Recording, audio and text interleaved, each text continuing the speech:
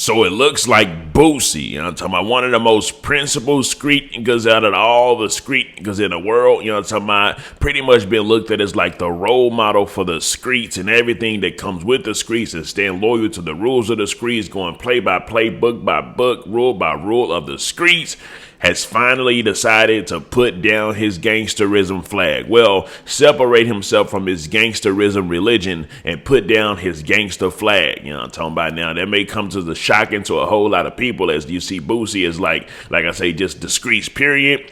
But of course, it comes a time where it's time to make a change. And we'll get more into the details right after the intro. Welcome back to Key Talk Media. This show's Key Talk. Check it out, man. All right. Key Talk Society, go and like the video so we can get the video started. Anyways, so of course, I'm talking about whenever you subject yourself to the rules of the streets in a way that's kind of like subjecting yourself to some sort of bondage because you no longer are looked at as a civilian, you're literally looked at as a street with all different type of rules and regulations that you must abide by. And if you go outside of those, then you're breaking the code, you got to be punished, all this type of stuff, right? I mean, so much to the fact of, let's just say we in America suing people if they do something wrong to you is looked at as normal. But if you're a street, I'm talking about, you can't sue nobody, I'm talking about, because that's got to do with dealing with the courts and with the laws, and so you can't even sue if you needed to. It's just a whole lot of stuff that that you're now upheld to that a lot of normal people would look at it and be like, what in the blue hell is going on? And that's why they say, well, you ain't a street nigga, that's why you can't understand it. But in all actuality, if you really just look at it, we already know that living the lifestyle is going to lead you to jail or dead, right?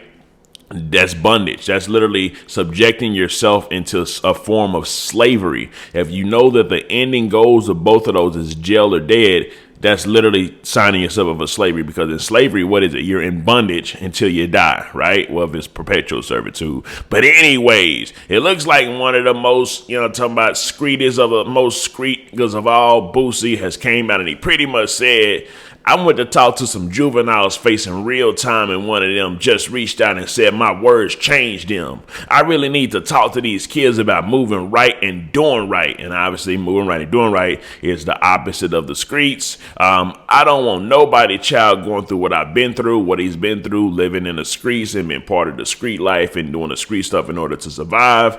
I don't want nobody child going through what I've been through and seeing what I've seen. I think I can save some lives from telling my story and all I've lost. I want to help. Well, Pound, I want to help. So, of course, with that being said, a lot of people in the comment section were like, oh my gosh, finally Boosie's coming to his senses. Finally Boosie this, finally Boosie that. So, yes, you know what I mean? It's different times for different people, right? Now, luckily, Boosie's in a position to where he's already rich and wealthy. See, a lot of other people that eventually say what Boosie's saying and try to come to put the gangsterism religion away and Gangsta Flag down, it'd be too late for a lot of them, right? Because they already done racked up felonies, they already done racked up stuff that literally will withhold them from being able to be like a contributing part of society where they can go get a job or get into a corporation and build up the ladder and all this stuff, right? So they kind of have to go back to doing the stuff that they did before that actually got them in trouble, because that's the only way they'd be able to survive and actually make money. Because when you become a felon or a particular type of felon, it's like society,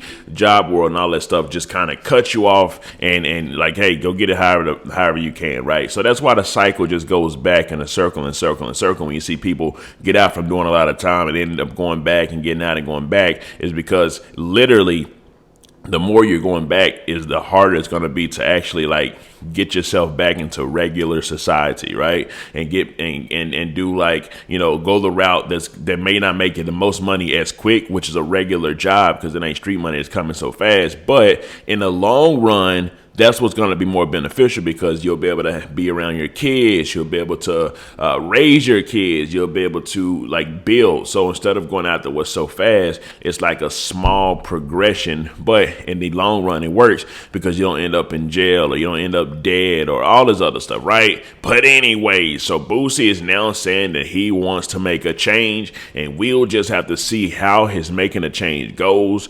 Do y'all think if anybody else does any type of ratting or any type of thing anything that's outside or violating of the street code. Do y'all think Boosie's still gonna speak up? Well, I guess we'll just have to find out in the future. Anyways, let me know something. Comment down below. Let me know what you think about his entire ordeal.